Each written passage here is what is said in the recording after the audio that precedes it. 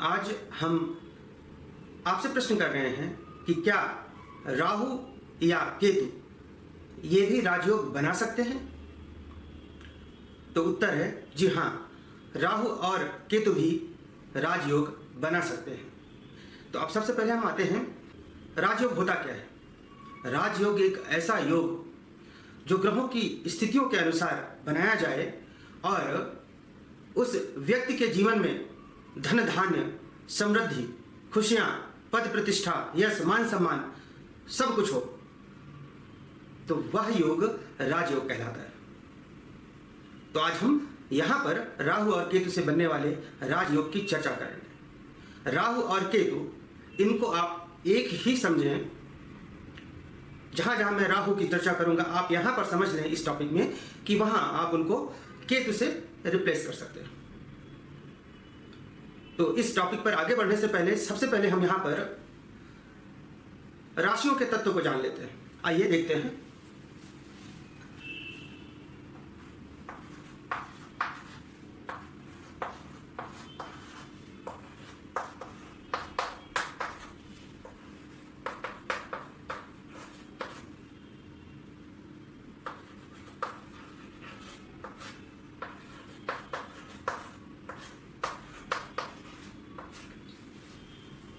यहां पर आप देख रहे हैं, मैंने 4 तत्व लिखे हैं: अग्नि, पृथ्वी, वायु और जल।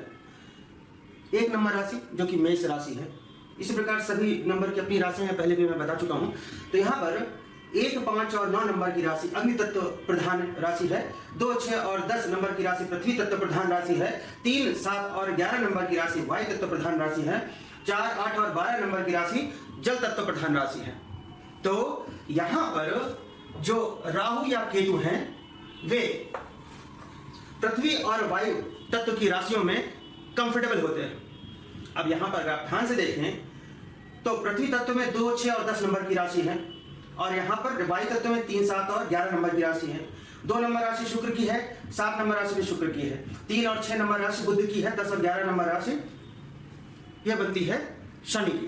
तो बुध, शुक्र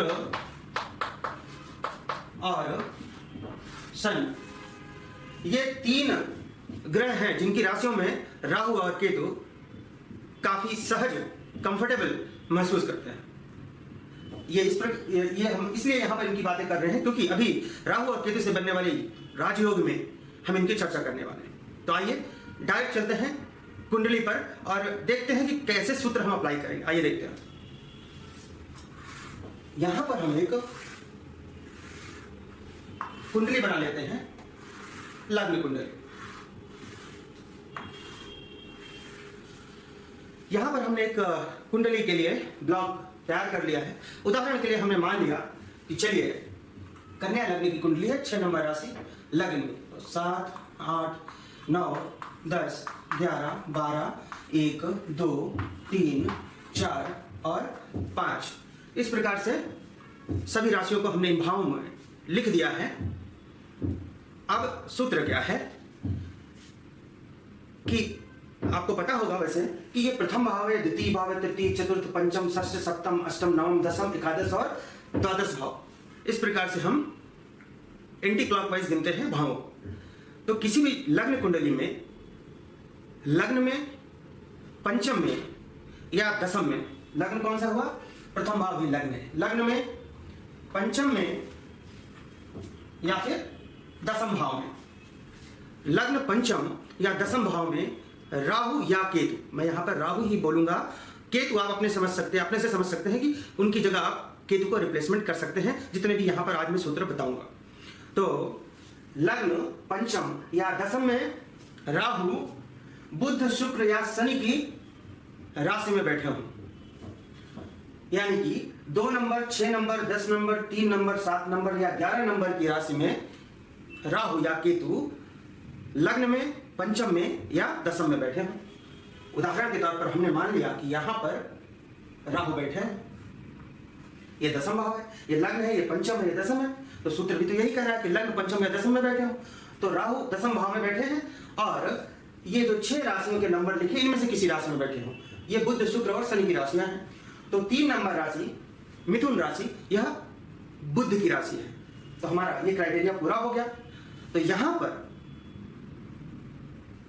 किसी भी लग्न पत्रिका में यदि राहु लग्न में पंचम भाव में या दसम भाव में बुध, शुक्र या शनि की राशि में बैठे हों तो वहां पर राजयोग का निर्माण होता है।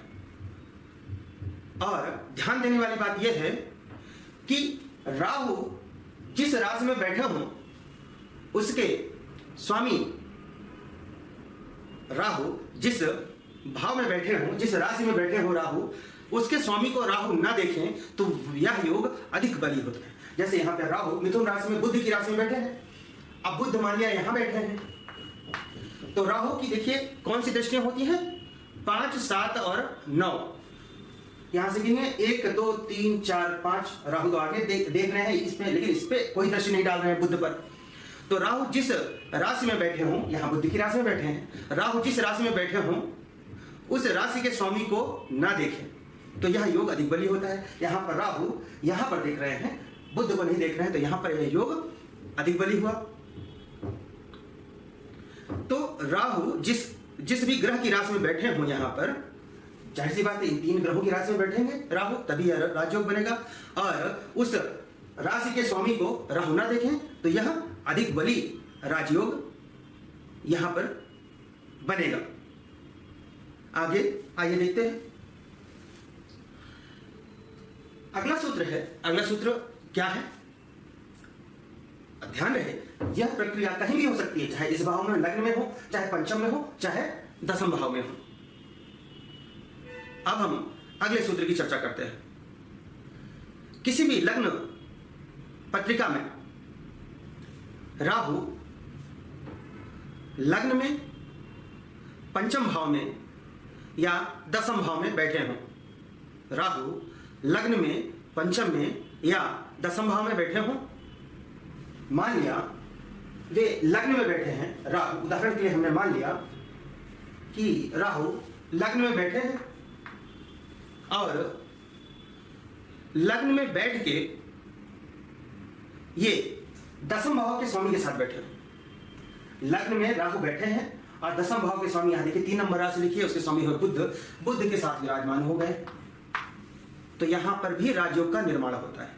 अगला सूत्र क्या है कि राहु पंचम भाव में बैठे हों और पंचम भाव में दसम भाव के स्वामी के साथ बैठे हों। ये पंचम भाव में राहु है, दसम भाव के स्वामी यानी बुध हुए, उनके साथ विराजमान है, तो भी राजयोग का निर्माण होगा। तीसरा सूत्र, राहु दसम भाव में बैठे हों और पंचम भाव के स्वामी के साथ बैठे हों। पंचम भाव में 10 नंबर राशि है, तो इसके स्वामी हुए शनिदेव, यहां पर शनिदेव के साथ बैठे हैं। दसम भाव में बैठ के शनिदेव जो पंचमें शनि के साथ विराजमान है, यहां पर राहु दसम भाव में पंचमें शनि के साथ विराजमान है, तो यहां पर भी राजयोग का निर्माण हुआ। अगले सूत्र पर आते हैं।